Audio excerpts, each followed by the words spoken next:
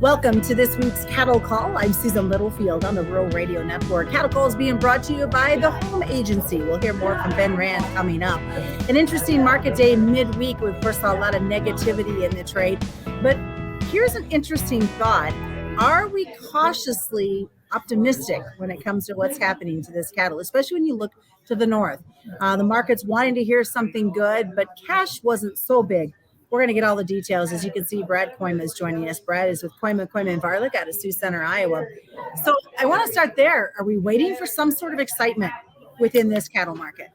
Well, I think, you pose that question, I think, pretty well. And it speaks to that same old deal, Susan, of a bull market needs to, be fed with good news. They say a bull needs to be fed every day. Well, it doesn't have to have it every single day, but you have to continue to, pour news into the market to confirm that we deserve to be as high as we are. And as much as I'm bullish cattle, I mean, we are at extremely historically high levels. Obviously, you'd have to be on Mars to not know that, right?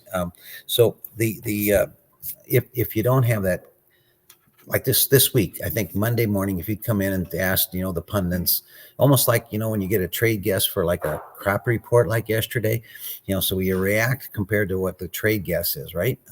So if you come in this week and say, everybody thinks cash cattle are going to be higher, and what if it isn't then? Is it steady? And you say, well, steady, Brad, is a pretty good price, 184, that, right? Well, no, really not, except that compared to expectations, then the futures trader feels a bit disappointed. And I think that's a little bit of the backstory on why the market was just a little bit softer here today. So we maybe sometimes get, outkick our coverage a little bit. We get ahead of ourselves in the enthusiasm.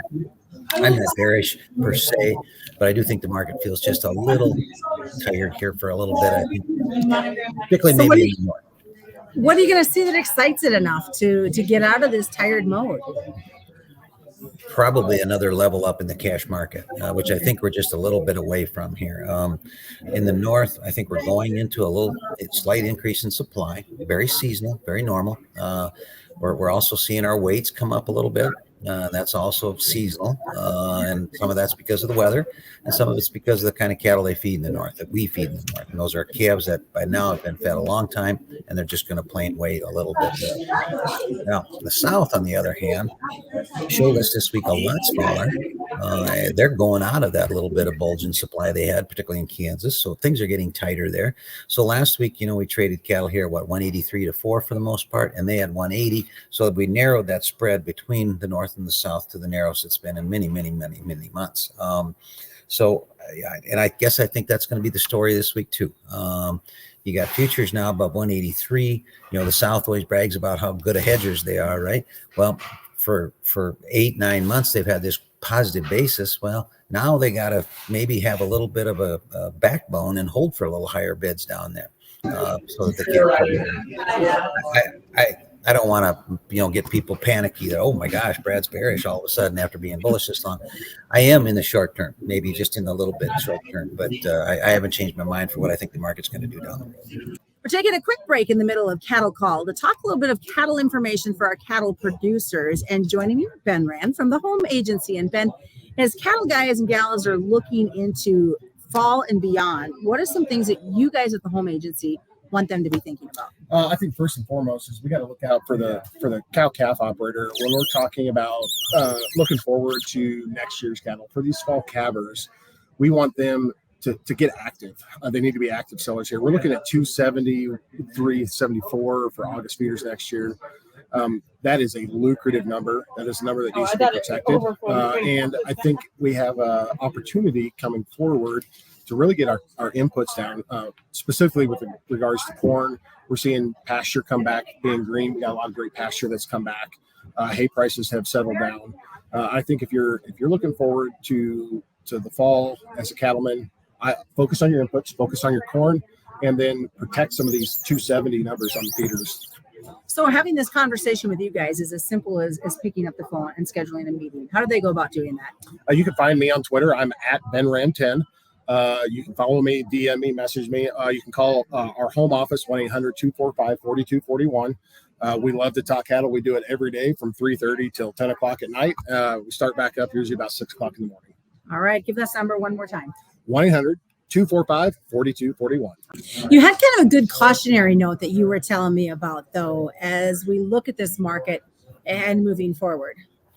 Well, yeah, and not to be Debbie Downer, but this is the way it feels to me for a second here. Okay, so let's say you got 183 like a lot of people did last week up here in the north. Yesterday's settlement on October futures was 184.15. So futures above cash in the north, and in the south, it's been above the cash in the south forever, but not in the north. So all of a sudden, you got a futures market that is higher than cash, and you got December cattle another $4.50 higher than that. So you got a market that's telling you that, hey, it's going to get better.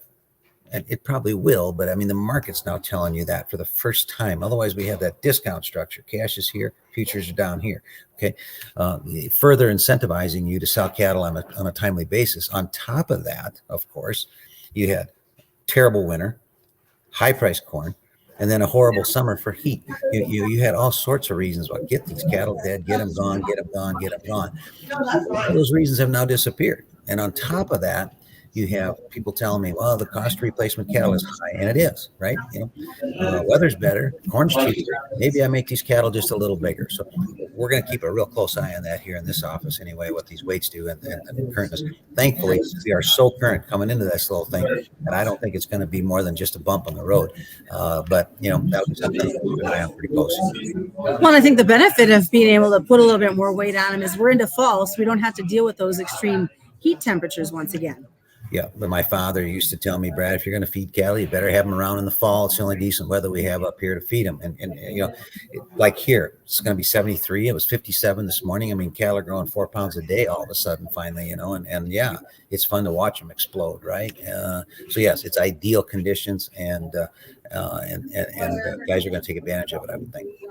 So what about these heifers, though? You talk about the expense of replacement heifers, but are we starting to see a pickup when it comes to these heifers? Well, it's the question I ask people every day. Every day I talk to people about this. And I can't give you the definitive answer because I get yes. I got people that say, yeah, we're ranchers. I got to rebuild my cow herd. It's what I do, so there's that segment. And then I just had another guy this morning. He said to me, well, I tell you what, my banker says I got to sell these heifers because I need to retire some debt because they're bringing a lot of money. So you have the economic pull of, well, these things are so high priced, I can't afford to turn them into a cow. I'm going to take my money, compared to this is what we do and this is what we're going to do. I think because of the slow rate of expansion, if you want to call it, I'm not even sure if we're expanding at all, frankly. That's not negative. That's going to stretch these tight numbers out for another maybe 2 or 3 years. In 13, we flipped the switch and we all rebuilt at the same time. Had a good year in 14, then slammed the door halfway through 15. I'm thinking this cattle cycle now might be slower and longer and maybe even better than what we've had before, barring some sort of demand deal, of course. Yeah. Like I had some guy tell me who raises hogs, he said, Susan, we can replenish a hog herd just like that. It takes a year to start to replenish a cattle herd. Yeah, at least. I mean, you got to decide to keep this little heifer calf that weighs 500 pounds now, get her big enough where she can be bred, and then get a calf out of that thing. And, so 23 months later, now you got a change in supply. I don't know exactly what the math is, but, something like that. Yeah, it's a much, much slower cycle without a doubt. The grind, the demand for that stuff, that cow meat too. I mean, that's why these cows are so stinking high too. That even to incentivize you to keep an old cow is hard work right now because of the value that they have. It's going to be interesting coming up. I hope that you and I are around here for a while we'll talk about this cycle of going to places we've never been before, which I believe is well over 200 at some point next year. So, all right. Well, we're going to mark today being the 13th of September, and we'll see if we can come back to this conversation down the road with some good news. What's the best way for folks to get a hold of you? Just check us out on the website. I think kkvtrading.com. You'll get to learn all about us there and get a phone number if that's what you'd like. We'd love to talk to you. All right. Thanks so much. Brad Kooima has been joining us today. We're at Husker Harvest Days, by the way. If you hear all the background noise, that is what's going on. As we always remind you, commodity futures and options do involve a substantial risk of loss, not suitable to all investors. That's been this week's Cattle Call, brought to you by the Home Agency, right here on the Rural Radio Network.